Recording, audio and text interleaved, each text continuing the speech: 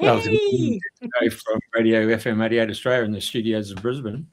It's been a wet, rainy day for the last 4 days, and so we're not used to that rain. So hence the reason we've got a jumper on. Anyway, bottom line is today's guest is in the UK. In fact, she's in the Mediterranean, so she's soaking up the sun. And at the top of the totem pole, none other than our co-host, Pauline. And it's a good morning to you two ladies. Thank you so much. Good morning, Jeff. Good morning. Good morning.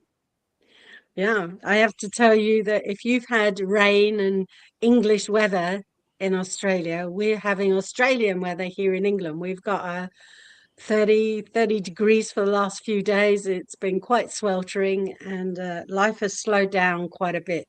So we've got a little reversal in the weather schedules. So good morning, Jeff, and good morning, Mirjam. Good How are you? morning. Very fine, thank you. I really hope to bring in the sun here because we are just at the start of a gorgeous early summer here in the Mediterranean after a long, nice spring and winter with a lot of rain that we need so badly. So we are soaking it in now also, like everybody else, the sun and the warm temperatures. Yeah, great. And how would you pronounce your name, just so that I get it right? It's Mirjam. This J Mirjam. causes me a lot of problems in any languages, yeah, but it's Mirjam. Mirjam. Okay, that's I can muster that very nicely. So it's a delight to have you here.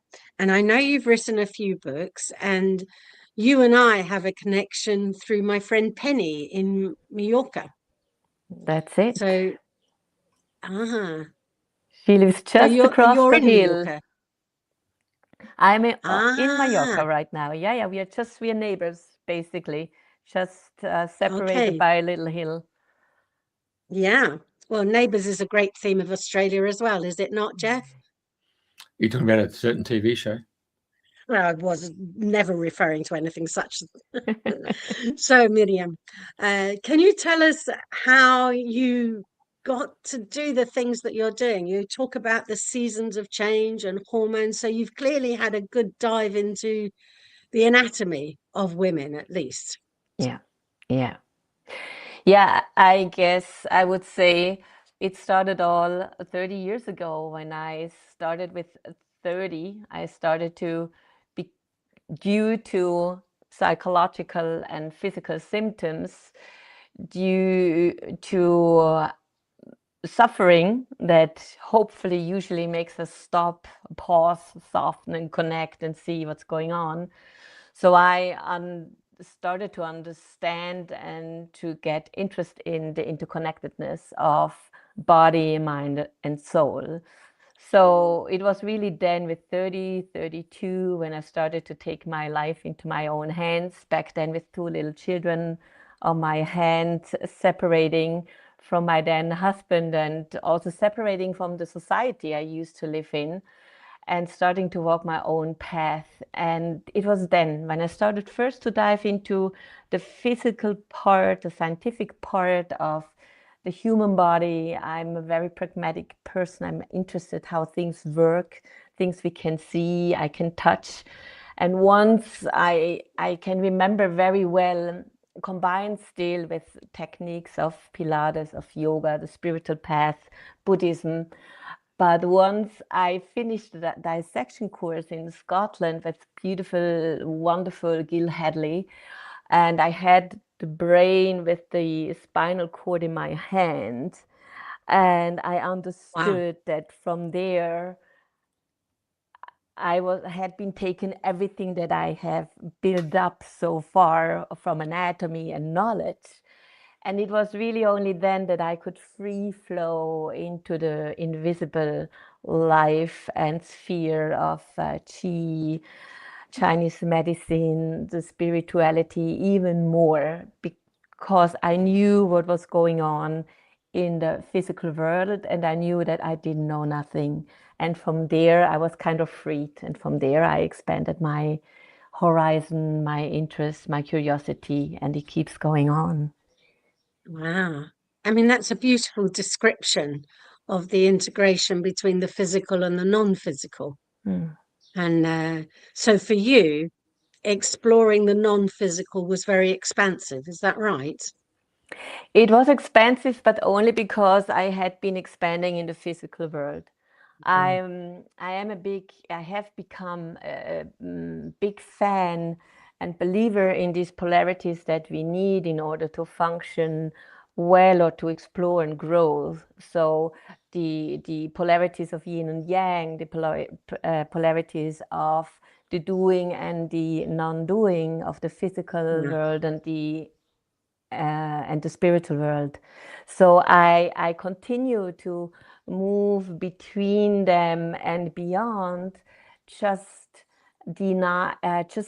exploring and enjoying that there are no limits other than the limits I put on myself. So that was a major aha moment, was it? Yeah, and it continues to be. Aha! Aha! But definitely being able, or like with our scalpels back then in this dissection course, guided by a wonderful man, and he started to study theology. He wanted to become a priest, Gil Hadley, and only because of his excruciating pain, he started to investigate into anatomy and became an amazing lead figure in this world, and with an incredible spiritual approach to honor life while investigating the death. So being able to go layer by layer from the external appearance of a human being to the deepest, most inner essence on the physical part of a human being, of a body, and having these organs in the hand, like playing with a heart, with a human heart, folding, unfolding, or having this brain with the spinal cord in my hands. It was an aha moment, and it took me a few months to find my way back onto this earth and figuring out how I could possibly continue this life on this earth and sharing what I was passionate about, by knowing that it was way beyond anything that I could ever grasp with my brain, what I saw and experienced. I'm trying to imagine what it was like if you're holding your brain and your spinal cord in your hands, and then your heart and all the other organs. Was this in an imaginary sense, where you physically, or you imagine that you have these organs before you? How did that happen? It was like 10 days spending in a laboratory, and cutting through the layers of human bodies. They were dead, of course. They were donors. They donated their bodies, their forms, to this wonderful person, Gil Hadley. And this was my peak experience on the physical world, to really investigate how the inner world would look like, of a human body. Things that I had been teaching during 10 years prior to this experience, but only due to things I had studied and learned by books or videos, never myself. So it was an actual experience. Yeah, so you had the organs in your hands. Everything. Oh. Mortuary. That it. She's obviously in the mortuary. Yes, yes. And so these dead organs were bringing new life into your perspective in a very, very expansive way. Absolutely. It made me honor and respect our physical form in this world much more, and made me realize what an incredible, amazing miracle we all are. And so since then, it's like this continuous longing to help people understand how the body is working, and not only in itself and every cell in itself and amongst the cells and organs and systems, but also in a close interaction with the world around us, in relationships, in surroundings, in communities, in work environments, nature, how this has a close and immediate effect or long-term effect on our body, and how our body is speaking with us as the only physical way to make us feel something, like in order of sensation or pain. That's quite something. I'm just getting to grips with the whole notion of holding the organs and really having a very, very intimate connection with another being's organs. Yeah. And from that point on, how would you say your interest in the hormones developed from there? Because you have books about the seasons of change and how you made those connections. Yeah. I mean, I'm now 58, so I have gone already through quite a few of cycles and seasons myself. Yeah, And yeah. most of them, I have been living in a quite ignorant state of the hormones, if not even resistance to the hormones, as the information I was growing up with, or the information I kept finding on my journey as a woman and as a human being, were usually either very confusing, or so complex that I was worse afterwards, after my request or after my quest, than before. So I denied them, rejected them quite a while, at the big time of my life. And then, let's say from 50 on, I started to be interested more what's really happening. And I'm very lucky. I had a great, and still have, an amazing gynecologist by my side, who's a dear friend of mine, also with his family. And he was specialized in hormones. So I had a great reference also, which does not mean that everything that he is believing in is what I'm believing in. So I went also on my own quest. And women who come to me in either to my to my clinic to get healing touch and healing sessions in form of osteopathy, acupuncture, energy work, Chinese medicine, or in accompanying them in mentorship session, there is such a big amount of suffering in women happening, no matter which stage they are in, because of this ignorance, or let's say not knowing what's really happening.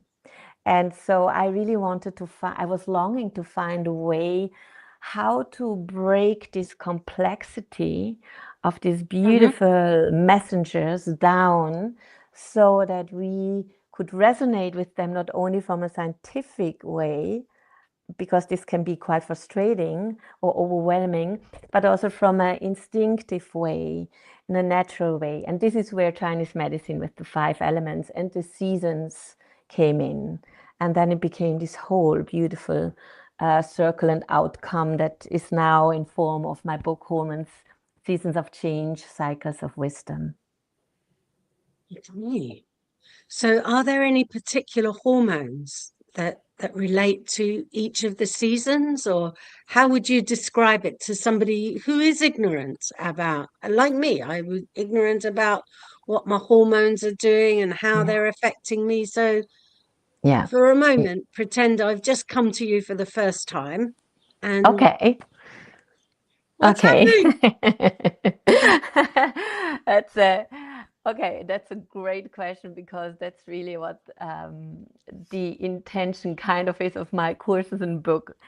Yet I cannot talk of all of them. In the book, I break it already down to the 20 most relevant hormones, and there are many more. Okay. But if you had, let's say, 2 minutes, and I do not want to lose you, I would just bring it back again into these two groups of hormones that represent again our two polarities, yin and yang aspects, yeah, which we both need in order to survive and thrive. So the yin aspects in the world of hormones are our sexual hormones and hormones of reproduction, as estrogen, progesterone, testosterone. So these three are the yin aspects. They keep us juicy, they keep us lubricated, they keep us strong, they make us want to go out to the world, to connect, to reproduce, right? And then on the other hand, we have the yang aspect of our hormonal world, which is the stress hormones. So adrenaline and cortisol, very important to survive, to being alert and warn us when there is danger and keep us overcoming danger or stress situation, right? So as everything in life, if these two are in balance, we are healthy, we are well, because both are doing their functions. What happens with the years and in the world of our yang, masculine, not related to men, but masculine qualities dominated world, is that the yang aspect is already much more elevated. We have much more adrenaline and cortisol in our bloodstream because of how the world is, right? Which when we are young, up to 30, it's not such a problem because we have enough juicy yin aspects. But from 35 at the latest, with men and women, this yin aspect starts to drop, the reproduction starts to drop. So the yin aspect starts already to drop within our inner landscape because nature considers us less and less needy for the reproductive side of life. So within our inner landscape, we have already an elevated level of cortisol and adrenal. And this brings, of course, an imbalance that can already come up with some symptoms like lack of concentration, irritability, insomnia, hot flashes, brittle bones, digestive problems, blurry visions. All of these things can be a result of this inner imbalance. And with the years, it increases. So we need to know that we can adjust and adapt our choices, how we go through life, so that we can help to bring balance again in our system and not contribute to the already imbalance of our increased yang and stress hormones in our system. I don't know if this makes sense. Yeah. Yeah. And what kind of practices would a person undertake if they were going to redress an imbalance? And as you said, the older we get, the more adrenaline, more cortisone. How do we kind of taper that or stroke it in some way that it's not so prevalent in our behavior? The first thing is that I always say it's not adding things, but see what's there, see and taking inventory of our life and lifestyle on all different levels of movement, of rest, of nourishment on different levels, also not only food, but also emotional, on the lifestyle, the rhythm, the pace. What's there now and where we can already make changes in order to bring more juiciness, calm, relaxation, restoration in our days. And then, of course, practices like yoga, breathing techniques, walking in nature, switching our phone off and keep it switched off to certain times. Very simple things that at the end, in practicality, often offer a huge challenge. So it needs the willingness from the person that comes and looks for solutions, or the pain level needs already to be so high that they just are ready to change anything. Yeah. Yes, I've often said pain is a ripening agent. Yeah. So when you mention about turning your mobile phone off for certain times, are there certain times of the day when it's more restorative to just not be engaged in the outside world through a mobile phone or any other kind of media? Of course. I mean, during meal times for sure. And Okay. but also in the morning, and in the evening. So I protect my days, for example. I can share with you what works for me.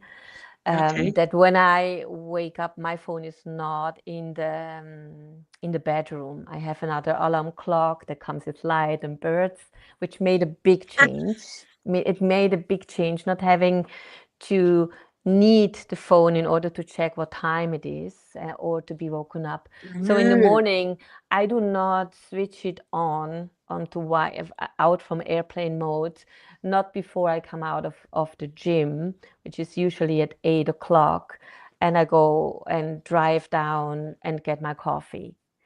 And in the evening, usually from 6 or 7 o'clock, depending how the days are, I really switch it off. And I mean switch it off, Wi-Fi out, off, often the device off. It depends, of course, what kind of responsibility we have. But if we can be 2 hours without the screen before we go to sleep, or at least 1 hour, the amount of chronic suffering for sleeping disorders is diminuing incredibly. And it's a simple tool. Wow. I'm going to give that a go. Yeah, try. Yeah. So a minimum of 2 hours before going to bed. I mean, No. I would always say, look, adapt it to your life, and you can always Yeah. start very slow, very little that it is digestible and doable, and you don't get frustrated. I find this very, very important. And when it has an effect, you will enhance the time naturally. Okay. Well, I do know for sure I had the alarm set this morning to be sure that I was up and ready, and it was on my phone. So that's something that I went, oh, okay, yeah, I actually did that. But I could do it a different way and see and so that the phones are not so in my life Yeah. when I'm going to bed and going for restorative sleep and waking up, so I'm not immediately. So I'll give that a go for 7 days, and I'll let you know how I'll get on with that. I mean, that is a very simple and easy thing a person can do, just to give themselves time to properly sleep and regenerate, reorganize themselves. Okay, food for thought. Thank you very, very much indeed. Enjoy. So there's an action plan for me, because I'm very yang at the moment. Okay, so now going back to the hormones and the seasons of change, is there seasons in the day, seasons of the year, seasons of life? What are we talking here in terms of seasons? There are seasons really in every single moment. And of course, to make it easy and to pick listeners or readers or patients up where they are, I start also in the book to explain the 5 elements based on the season of a year, because this is something that we can all relate to. So we have these 5 elements, like from Chinese medicine, it's wood, fire, earth, metal, and water. And these elements are represented in the seasoning form of spring, the element of wood, so the plants who are breaking through the soil towards the light, expanding in any way with a starting yang energy, right? Which comes with courage and force. Then it goes over into the fire, which represents the summer energy, the peak of yang energy, with these wonderful long days and this longing for connection and this blossoming time that we often want to hold on to during the whole year. And then it starts to go down and the fire has burned. Then what is left is the earth. And the earth is the first step, an invitation for us to go inwards. It's kind of, we use it in Chinese medicine as the transition after each season. The last 10 days of every season are always dedicated to the earth element. So we use acupuncture points of the earth meridians like stomach and spleen to strengthen that, so we can go back in and regather our energy, see what's there, nourish ourselves, and then with new strength to go into the next season. So it's also the season of late summer, which is represented by earth, but at the same time the transitions from every season into the other. And then we go into autumn, which is represented of metal, because earth contains metal, minerals in it. And this is the tricky season for many of us, not only in a year, but also in a lifetime. This is the season after our fertile years, represented by summer and fire, when we start losing certain capacities and skills or energy and power and reserves.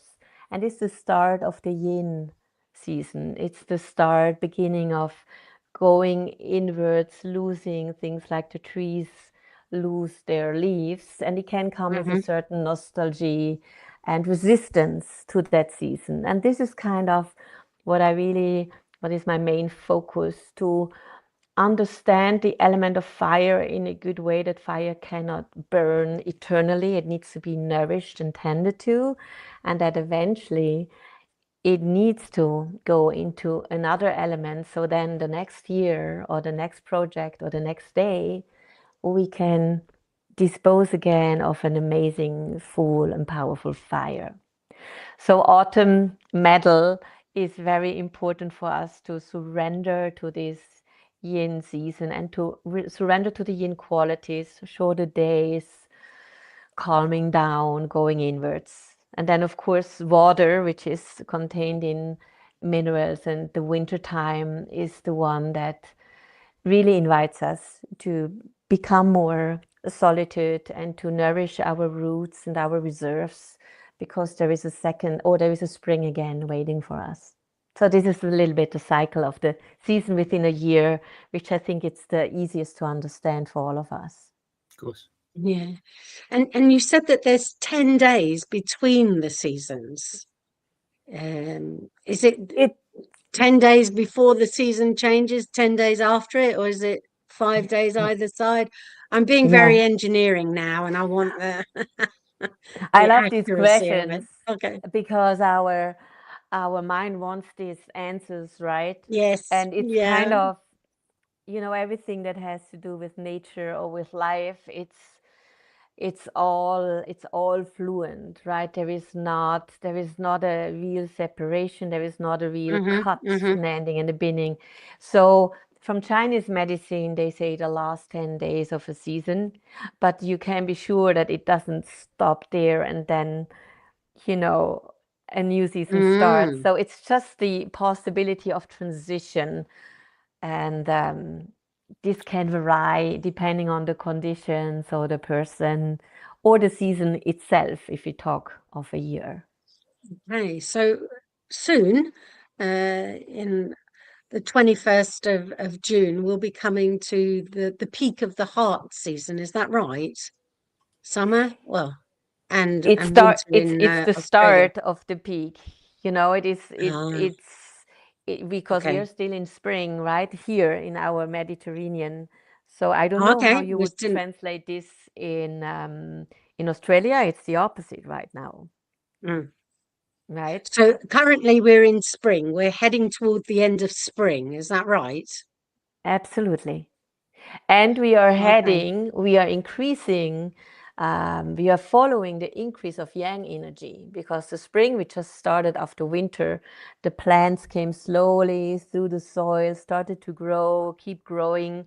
So today, for example, when I came home from my morning in Palma, I could literally feel it in the traffic, in people's behavior, this hardly holding ourselves back. Of course, a lot of tricky situations in traffic and everything, the impatience, the longing to be fast.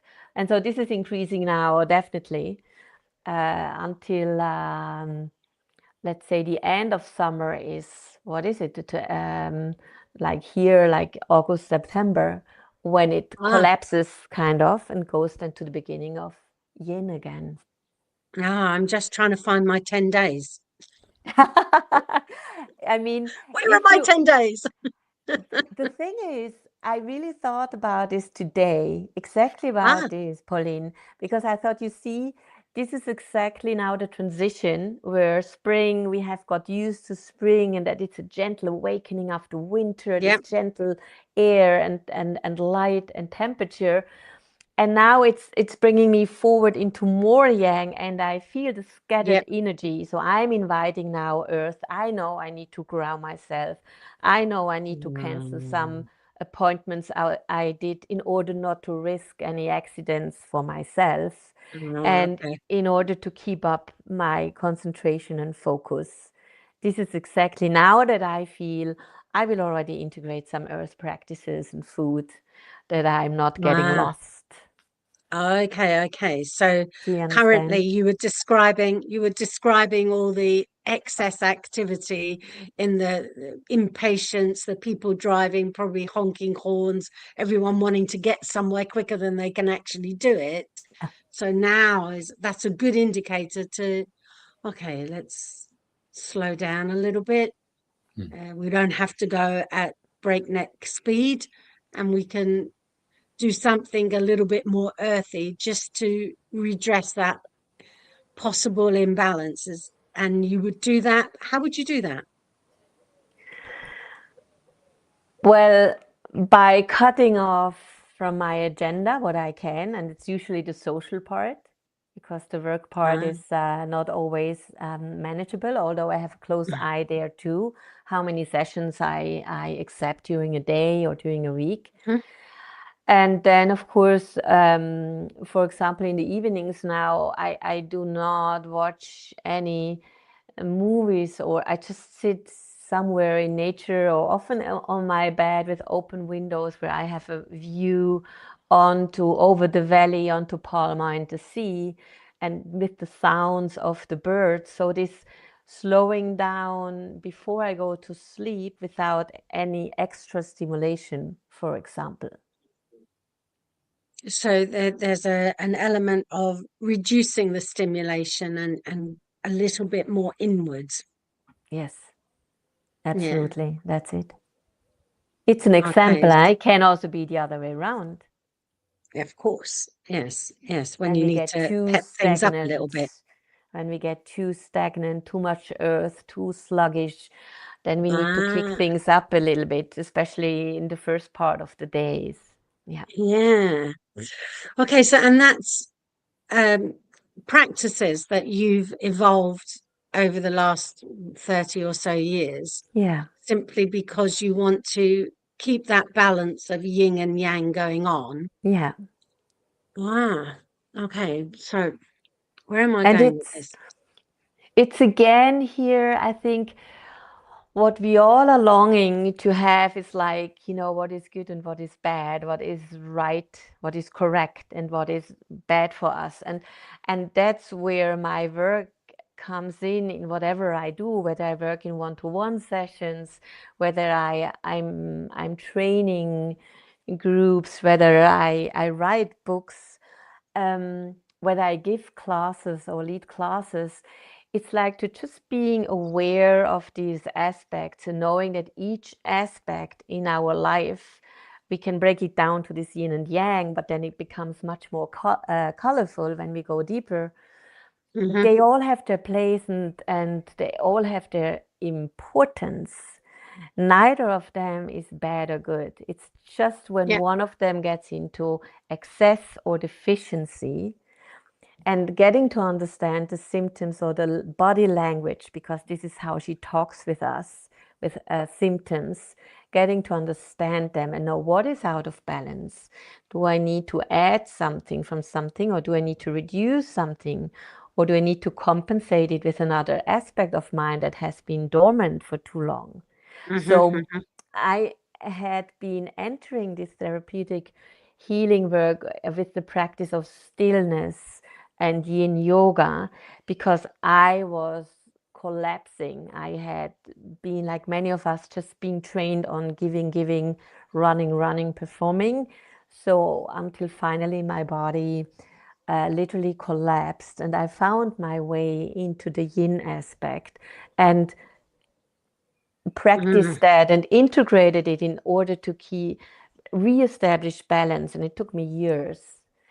And then I got again the openness for, exercise and running and learning new things, and again stimulating my yang aspect so I would not become only stagnant.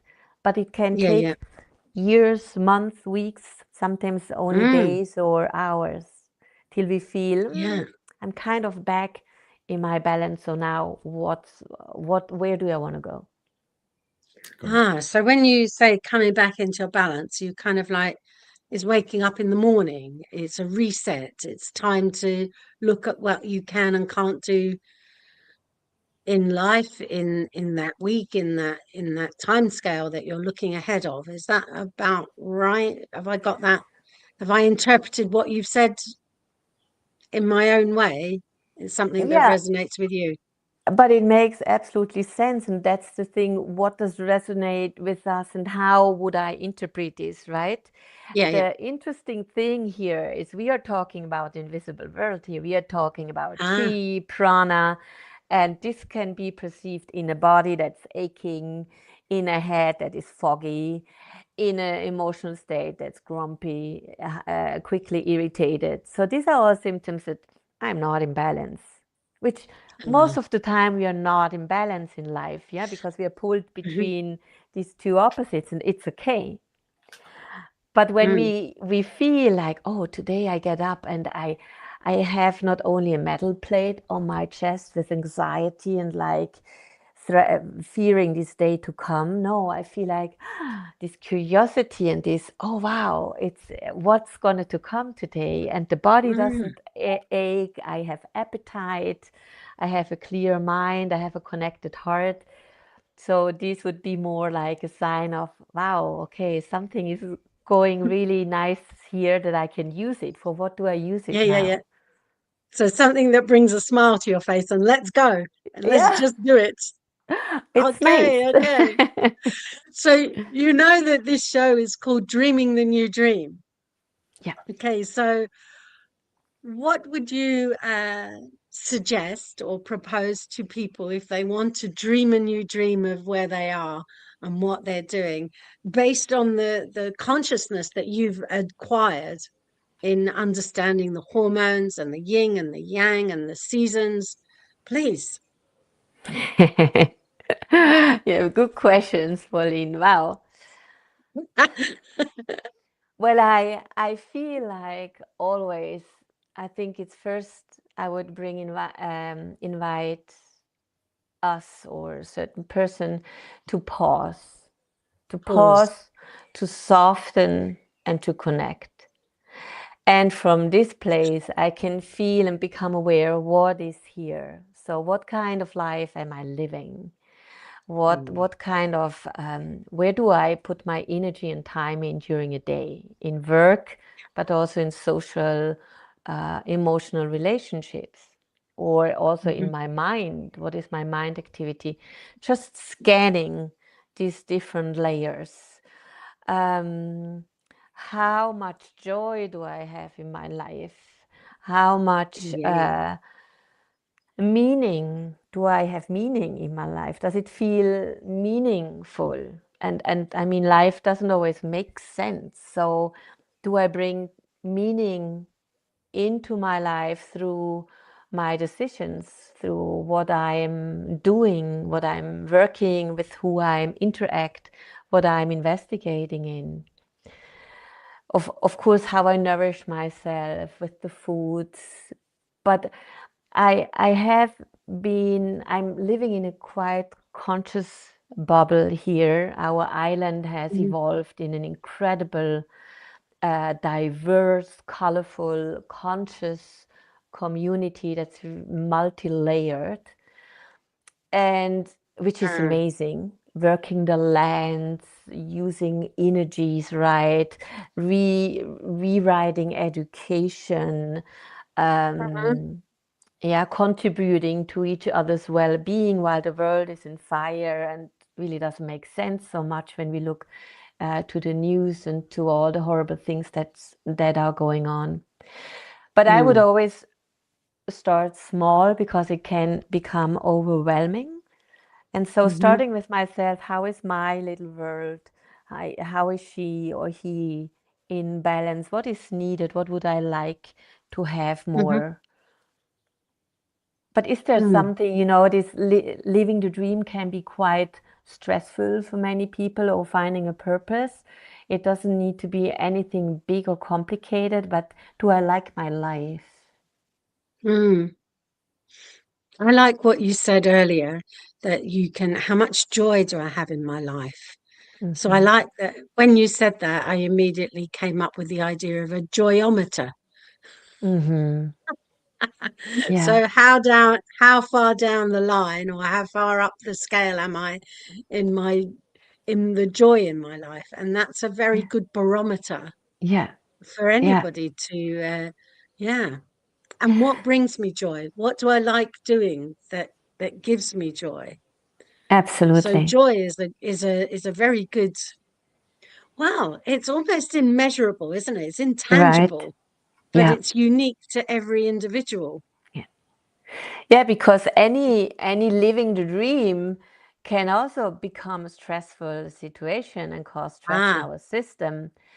My husband and I, we have been training, we have given teacher trainings for 15 years together, or me also on my own with the organ health and yin yoga.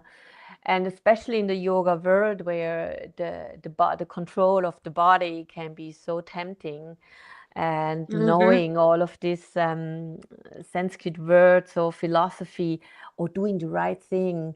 And so we came up with a reference for our students and ourselves. That's where we Ah, started, is joy bigger than effort. So as soon as effort becomes ah, too big, makes us rigid. I know sometimes, not everything is always joyful or a pleasant, nice, mm, absolutely.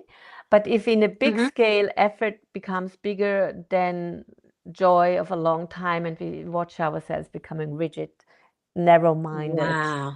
and stiff, there is the moment to bring joy back in again, for sure.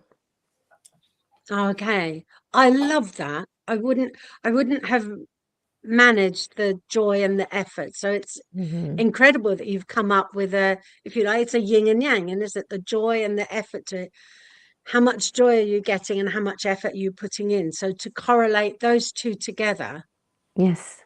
gives you a high on the joyometer or a low on the joyometer. Hmm. Hmm. Just Mm. to help us finding, Yeah. it's never either or. Yeah. Yeah, we are always in a Yes, of continuously course. fluctuating world. Ah. There may be an incredible release of adrenaline and hormones throughout the whole body once one has completed a marathon, and they're ecstatic because they've actually done it. But how much effort is there in running a marathon in order Yes. to get to the finish line? Yes. In my world, that's too much. In mine too. A marathon doesn't kind of inspire me to I'm sure I can get a whole heap of joy from something else rather than 26 miles of running. But people like to run marathons, and it must be exuberant for them. at the end of the and the thrill and the rush of completing such a marathon, such an effort to get to the I have to step in there. Okay. I got to step in there. I got to. Oh, go on then. Come on. So 2 weeks ago from America, we had a guy called Aksa Shan. He's an Indian living in Los Angeles. And 16 years ago, he went total raw foods. It changed his whole outlook in life. Oh, yeah. He's 7 years old and he just completed his 8th marathon. Yeah. And he's saying that changing his mindset and using raw food gave him the actual fuel of life itself. And he's written a book about how he's done that journey. Bit similar to yourself. Now, just listening, being a mere male, yes. June book was written for females, but the more I've been sitting here and listening, the more I sense that there's a crossover for the males as well, because when you started talking about yin and yang and the components of the estrogen and testosterone, it's something that males require as well, doesn't it? So I take it your book is really unisex, is it? It is unisex. It is kind of the story of human beings, of living beings. And then, of course, there are some, like the menstrual cycle that I'm also explaining, of course. It's just for, just dedicated for women bodies, but that's a very small section. But it is really, I got men very much inspired by this whole, the way of looking at life and the different cycles we go through, and men are absolutely included. I find like for men it's even more important to get into this, because women, we are from the moment we get our menstruation, we are in this world of cycles of birth and death and different waves of emotions and energies and everything. And men often, just because they are not addressed, the men are not addressed in this world of hormones or cycles, or so far. I mean, there is now a lot of new stuff coming out, but men are often overwhelmed or like shocked or ashamed when changes come into their bodies or into their mental abilities, sexual abilities, emotional waves. And I think it's very important that any living being, and no matter what body you're born with or what you identify with, that this law of nature, we all belong, we are all part of it, how this law of nature works or moves through us. And it has so many different ways and faces, and each one of us will have to and is able to, or is invited to find different ways to deal with it. Whether we feel like I need raw food and I want to run a marathon to keep my spirit up and this vitality and find balance there and joy, or whether we just like to pick books and be on the couch and combine it with walks in the woods. I think this freedom to choose is extremely necessary and important. And yes, getting inspired by others, but then try it out ourselves and see what does work for me. Is this ice bath and this breath work really something that helps my well-being, or is this kind of food something that nourishes me or not? So it is a personal journey, and I think there is also where a lot of challenge, because we are longing for somebody who tells us this is the way to go and this is the way not to go, and that's not how it works. Sure. There's a guy from the United States comes to Australia 4 times a year, but it stopped with COVID. His name is Don Tolman. So he spoke about the principles of a healthy life, which was laughter, walking, absorbing the sun's rays, drinking fresh water, fresh food. But his most important thing was make sure you're not in any toxic relationships. And that can either be at home, or it can be in workplace, or it can be in sport, or clubs or something. So that was pretty potent. in the men's groups that I've been involved in, it was quite amazing that for the first 8-9 months, the men were really just focusing on the woman and being considered to be an ATM machine. It was only afterwards they finally started getting into themselves and start to really bring it up to the surface, because then they could feel comfortable with the rest of the males in that group, because, you know, they didn't want to be seen as a wimp, you know. Yeah. So getting past that's been an issue. So Yeah. there was really something deep and meaningful there. I just lost it.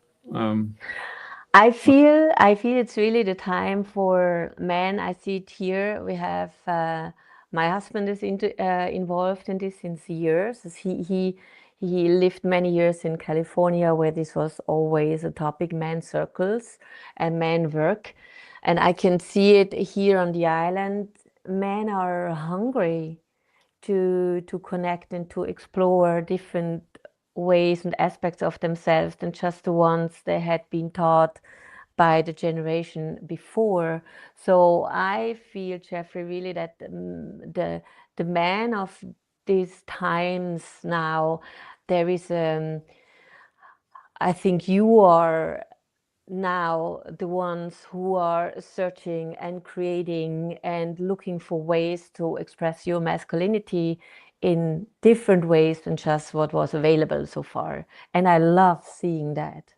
I have a son myself, he's 31, and being able to raise also a son next to my daughter was an incredible gift, to see the differences just by nature, but then also see my rage back then when I was young, and also because what happened to me, like blaming a lot men for everything, and you know, women who had to come up and build up throughout history, but also getting a compassionate, respectful view for men and what you are longing for, what you are building up, and what you are evolving now in these times, because you are longing to have this.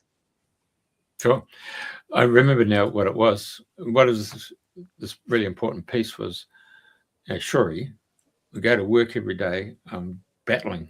I've got to battle with bloody other blokes. I've got to try and get them across the line in construction or building or repairing something like that. When I come home, I want to come home to a place of peace. I don't need to go to another war zone. You know, I just want to come back to a sanctuary of peace and harmony.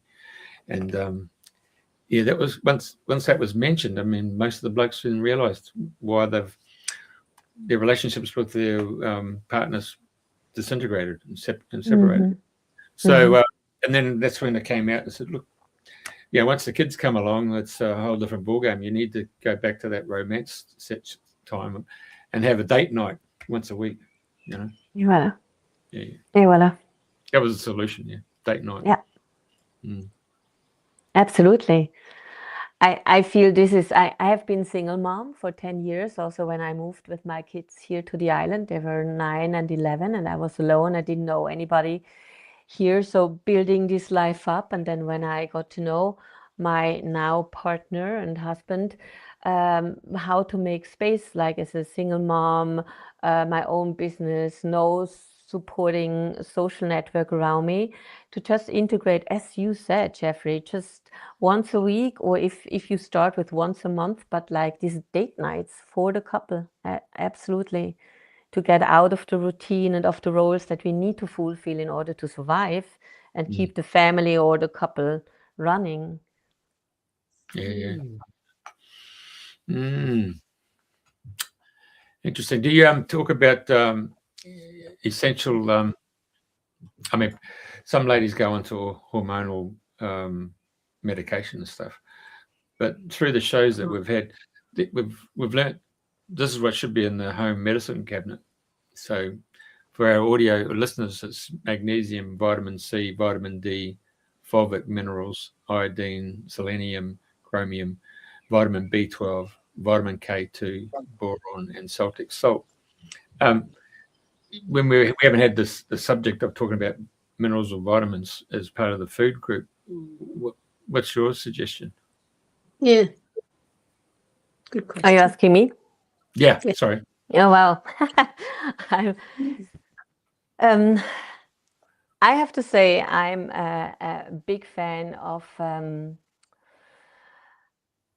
eating everything and listening to the body what she goes for. So if I need some sweet food, I get some sweet food. I know exactly when it is covered and I need again more salty, or I need meat, or I need fruits or vegetables. So I really move most of the time within the food that's available. We have a lot of fresh food here, including also fish and meat, really good stuff.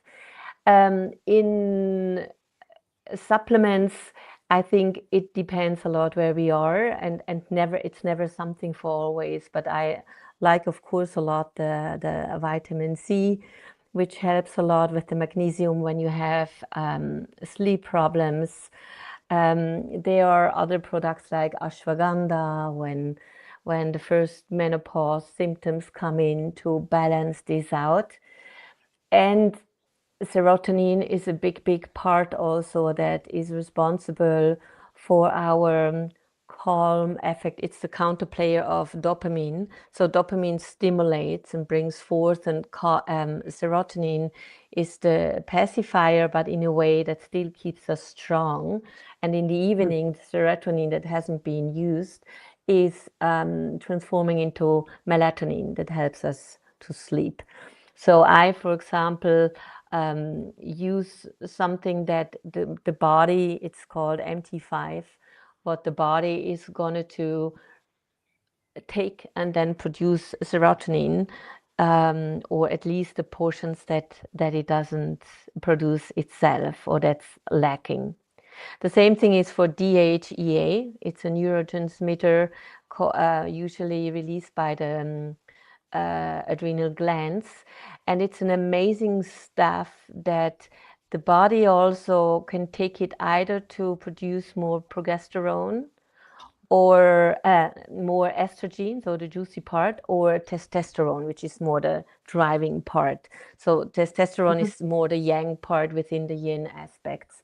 So I have discovered this a year ago, and I felt that my brain capacity, my cognitive capacity was enhanced so much, which I realized in my ongoing Chinese medicine studies and acupuncture studies, or in my learning to dance flamenco. So they go under the group of hormones also, and neurotransmitter. And I just want to put in here that this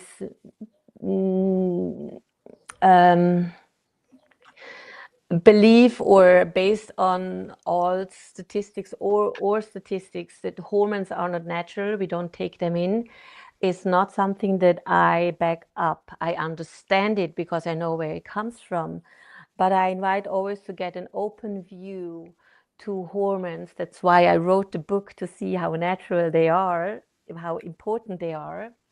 And eventually there comes a moment when supplements and other ingredients do not help us compensate anymore or find balance.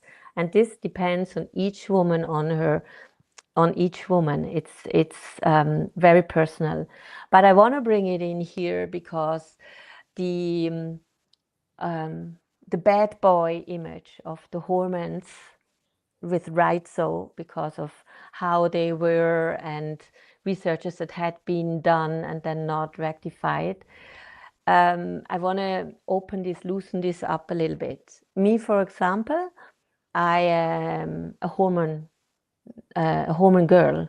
I took the pill for many years, because it helped me to regulate my menstruation, which gave me a lot of calm energy in my life. I didn't have side effects from this certain anti-conception pill. For example, for me, it worked. It helped me throughout the fertile years.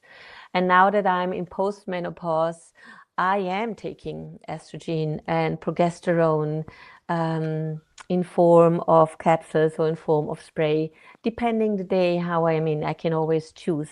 And for me, it works. But again, I just invite women to open up and see where they want to start with, and then observe with magnesium, with food, with herbs, with practices. And if it works, fantastic. And just always be aware and not close ourselves up when we are suffering, that we are really not taking this hormone or this substance or this practice because our mind believes or has heard a story and clings onto it, because there is a lot of unnecessary suffering due to that. And nowadays it's so much available, and the hormones that are out there, bioidentic or also synthetic, are have such a different quality than 40 years ago. Yeah. So I just wanted to put this in here. Sure. Mm. Pauline, your talk. Well, I was thinking about when you talked about the hormones, that a lot of people have taken the contraceptive pill and they've had to find ways in which to redress that balance, because the principle of the contraceptive pill is that a pregnant woman can't get pregnant. So she's constantly pregnant throughout the whole of her fertile years, which, you know, perhaps in olden days when there were very, very large families in the Victorian times, that's 14 to 20 babies per relationship. Yeah. That might well be the norm at that time. But now we're having to redress a different situation where we've artificially, if you like, made ourselves pregnant throughout all those fertile years. Yes. And in your case, you've mentioned that you're taking some sprays or some other estrogen and progesterone to redress that imbalance. But there'll come a point in time when that will be redressed, that, you know, naturally your body isn't going to be producing the levels of estrogen and the levels of progesterone, and for men the levels of testosterone. So that's an external supplementary system that can be used to complement. But the whole essence of that for me is about each and every one of us becoming aware of what works for us, and that life seems to me to be a continual experimentation in finding out what works, what doesn't work. And I don't want to be somebody that advocates, oh, this is my truth, as if my truth is bigger and better than anybody else's truth. But if it works and it's part of a progressive system, that seems to me to be a good narrative, a good way to navigate our way through every day, every minute of every day, every week, every month. And it's not working anymore. My joyometer is down. I need to put more effort in somewhere else to bring that joy up to where I want it to be. And each of us has our own way of measuring it for ourselves. And we're all different. Absolutely. So, Absolutely. And I think what you mentioned, Okay. sorry. No, I was just going to say, there's an English comedian called Jimmy Carr. Yeah. yes. He got heckled Yes. by a woman. And the heckle was, how do I spark up my life with my husband? Jimmy says, have you had kids? He said, 2. Oh, you're gone. If you want to spark up your life, go and have an affair. Yeah. Anyway, there you go. That's Jimmy Carr. Well, that'll introduce a bit of juiciness into the body, I'm pretty sure of it. My husband was right there in the show as well. And what was the reaction? Well, you know, at the house, everybody knows Jimmy Carr, and of course, there's a joke within a joke. So, you bought the house. It is, isn't it? Yeah. So, aside from that, advocating affairs all over the place, the Jimmy Carr way, what does Mirjam say? Yeah, I feel like when I was listening to you, I would really like to add here something, because we're taking hormones or looking for practices and everything to stay juicy. I think this how to phrase that, this tendency to deny aging. I think this is I think an underlying thread that will lead us nowhere. So I think with all looking for practices and supplements and anything in order to keep us juicy, stay in balance, feeling young and vital. And that's why I find the seasons so beautiful, the 5 elements, and also the seasons that we see. It's a continuous changing, and we will eventually come into the autumn of our life or into the winter of our life, and accepting that and diving into this, whatever this looks like for each one of us, but accepting the bigger cycle of life and nature. I think this is one of the key messages that I have in everything I do. And then from there, being playful, of course, not just getting a stamp on us because we have this kind of age, that we are in this stage and we cannot do anything else than that, but just having a certain humbleness to under which law we are going, or we are on this earth. Very good. I'm kind of assuming with that in the seasons of life, we don't have to be rigid about, well, I'm 60 years old, therefore I must be either in high summer or entering autumn. That I could actually be in the spring of my life, depending on a whole range of other circumstantial environmental factors. I like that idea. I like the idea of embracing whatever season is presenting us with, regardless of the external. But the idea of accepting each and every season for the qualities and the depth of which it offers us is something that we can all ruminate on, and we can all kind of digest in different ways. I like that. And it's interesting that you said we're all fighting, or seemingly fighting, the idea that we're aging. Well, what else are we doing if we're not here? Absolutely. It's pretty obvious, really, isn't it? Absolutely. I am at least one day older than I was yesterday. For sure. We all are. The beauty is, and I mean, we all go through moments of this pain when we realize the impermanence of life, and I think none human being can skip this, and finding ways to be with that and deal with this. And of course, the body or nature is quite brutal, because from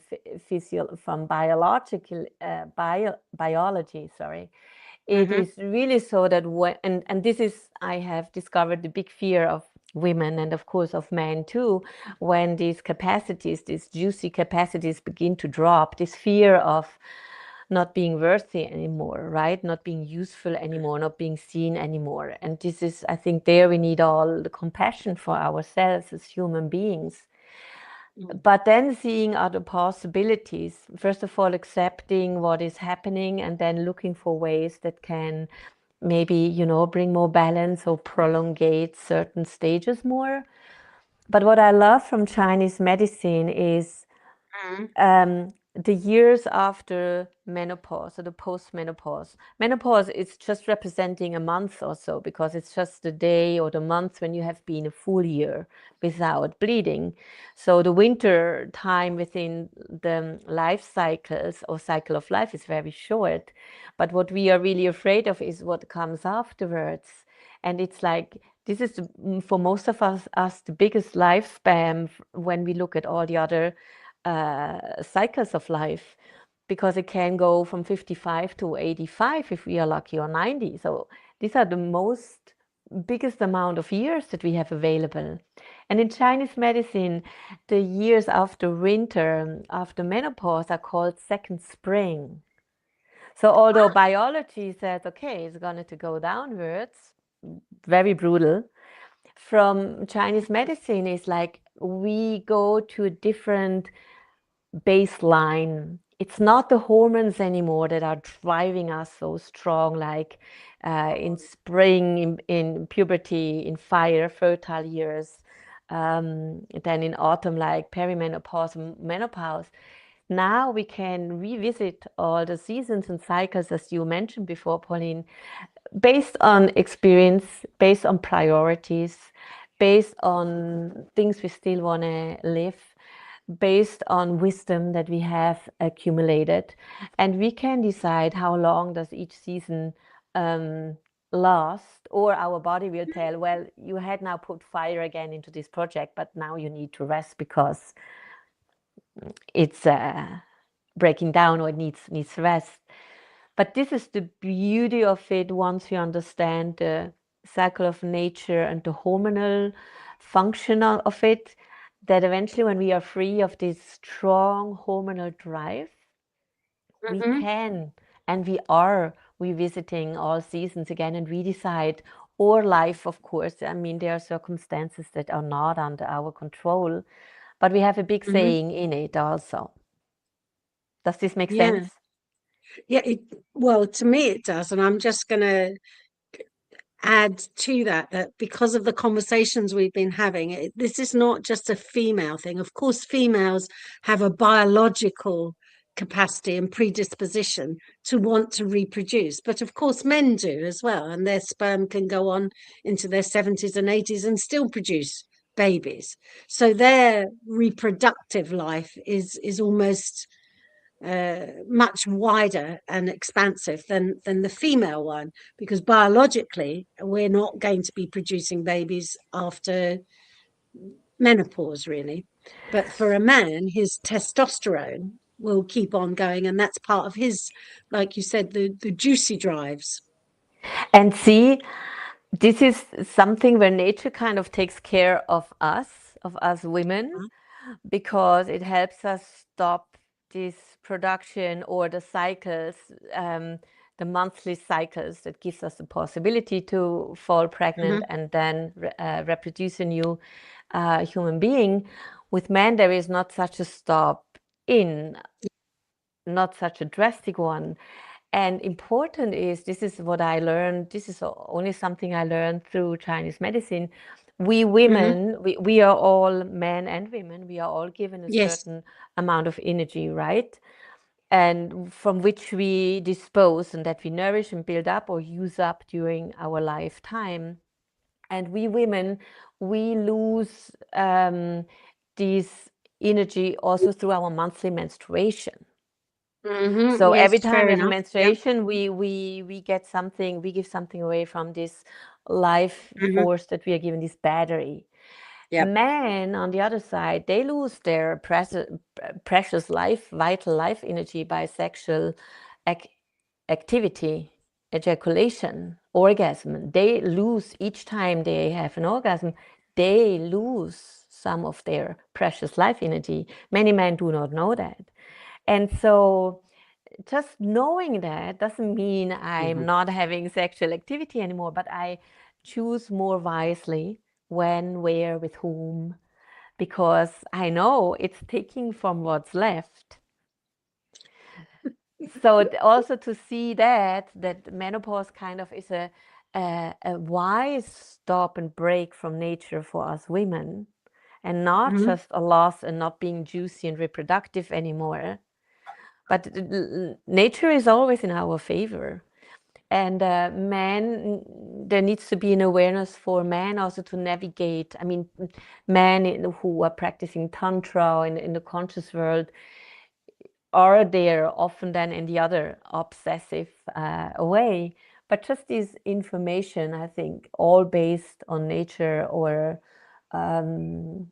natural things, I think is helpful for men and women. Hey, do you have something to say, Jeff? Go for it.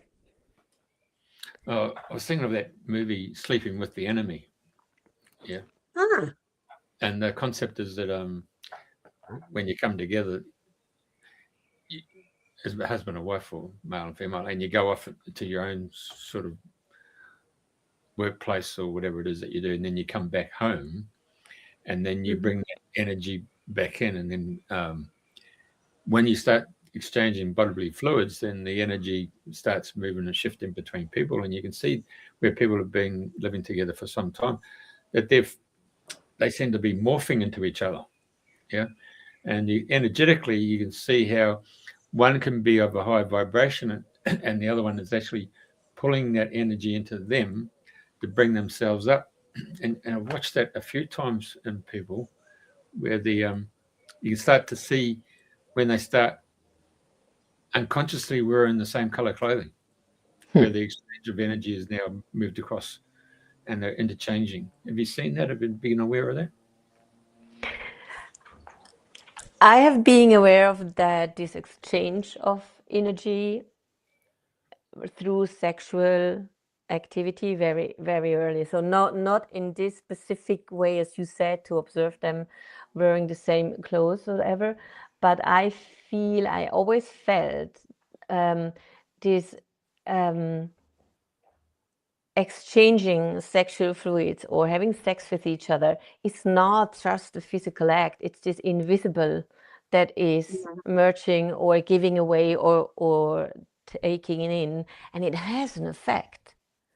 So that's why this conscious choice of what do I do with my sexuality? Where do I give it away? Where do I let somebody penetrate me or a man? Where do I really go and merge? I think it's a very important detail that kind of should be really taught or let's say invited for discussion from very young on. And I mean, we adults, when is sexuality ever a topic of our coffee breaks? So it's something good would be question. really nice, yeah, that we talk more about all of this. Yeah, I'll have to tell you about a subject off air because it relates to the Catholic Church and the healing orders and the mystic orders, and it's called Merit to the Church. So it's a subject, it's not really for public consumption, but we can talk about it off air. Anything else that we should be talking about that we haven't spoken about before we wind up? Wow, it's been fascinating. Mirjam, is there a question that I could have asked that you're bursting to tell the rest of the world before we conclude our conversation? Because I haven't got it, and I'm wondering if you have it. Please ask me this. This is what I want you to ask me. That's the Well, question. you have had excellent questions, really, that brought us in such beautiful topics and fields. My deep longing, this is why I started with 30. I originally come from hotellery, 5-star hotel work, tour guide, like working with a lot of people, putting a face up in order to satisfy the needs of high demanding clients. When I got into the therapeutic world and then dive deep in, and I'm in there still, and with spirituality and Buddhism and mindfulness and everything, I think my deep longing really and desire for us all is like, where the question often is, how do I lead a happy life, or how do I stay healthy, or what is the right thing for me to do next? All of these natural questions that occur during a life path. I really would just always invite this, or I would answer this like staying curious and making opinions and decisions for myself, not relying, not on a guru, not on a podcast, not on a book, not on practices. Keep like being our own scientist. And whether it is in the spiritual world or scientific world, medical world, lifestyle, and stay playful and being the own the only one that really can take a decision about my well-being, my next step to take, and not giving this power away to others. It doesn't mean all doing by yourself. It means a lot of exchanging, asking, listening, but taking this power and this freedom that we have. Most of us who are listening to this live in a pretty free world, which comes with a lot of freedom, but also the responsibility to do something with it. Because so many of our sisters and brothers do not have the chance to do that because of culture or where they live in. So those of us who can, let's take this freedom and responsibility and make something out of it that we feel this is my path, this is my decision, this is how I want to make this world a better place. Fantastic. I've got to say, I've just been tapped on the shoulder here.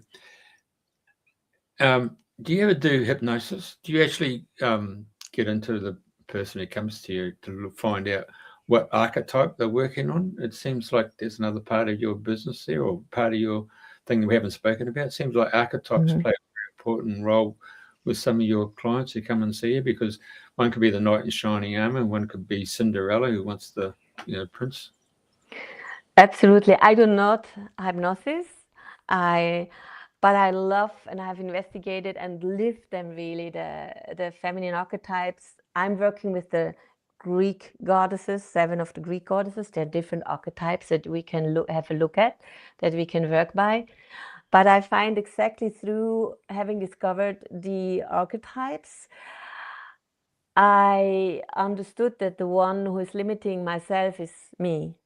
So clinging on to a role that was important and helpful for me for a certain period of my life, for a certain season of my life, but now it's not helping me anymore. At the opposite, it's holding me back. And so expanding my knowledge about what archetypes are, what they can do, how I can invite their qualities into my life. And depending on each situation, during a day, I can go through all the archetypes because of different situations that life presents me to, that I can be them. I can play, not play them. I can be them and use their support and use their qualities, and therefore, I don't know, have so much more fun and skills and connections in life than if I hold on just to one characteristic and personality that makes me feel safe. Is this what you were going for, Jeffrey? Yeah, I was just looking at the. I keep seeing the 20 cards in the Arcana. So I was different the polarities between the aspects of the Torah. Yeah. Oh wow! Okay. Well seen. So which 2 gods and goddesses were you looking at, Jeff? Was it like Zeus and Hera, or Persephone and? Well, bloody Zeus and Hera are bloody brother and sister. That's pretty interesting. Yeah.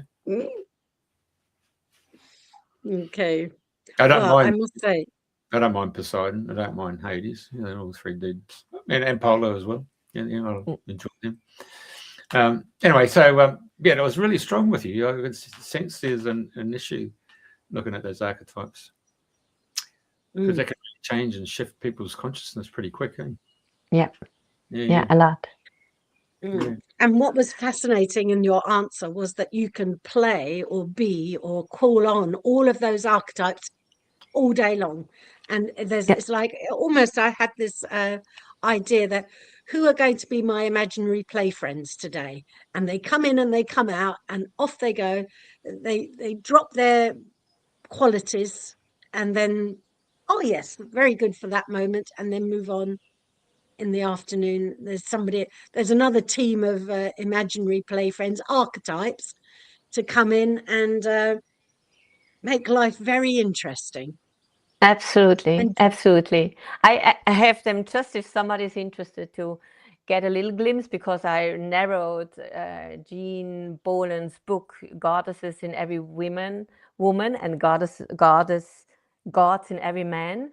I narrowed it down in a part of my first book Yin for Life. Ah, So okay. this is a very nice chapter just to get a peek of it, and then we can always profound or go deeper into other lecture. But I find it a very powerful psychological tool for us men and women to just avoid that we get stuck and we take the juice and the joy out during these few years that we have here on this planet. Very good. Okay. I know we're winding up to another line of questioning, but now that's fantastic. Really appreciate it. Thank you for taking the time to come and enjoy your presence with us. Thank you. Thank you so much. It was really a pleasure. you. Thank you so much for having me. I've got, I hope you understood everything of my accent and my way of expressing myself in English. it was good. It was good. It was good. And I've now given myself 2 little action plans from the result of having this conversation with you. Is my turning the phone off. Yep, get rid of the phone in my bedroom.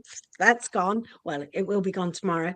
And I want to check out all those archetypes that you've written in your book and get back to you on them. Thank you very, very, very much. Thank you for being here and for sharing a beautiful dream. Thank you. It's a pleasure, really. It's an honor. I'm very grateful that you invited me here with you too. Thanks.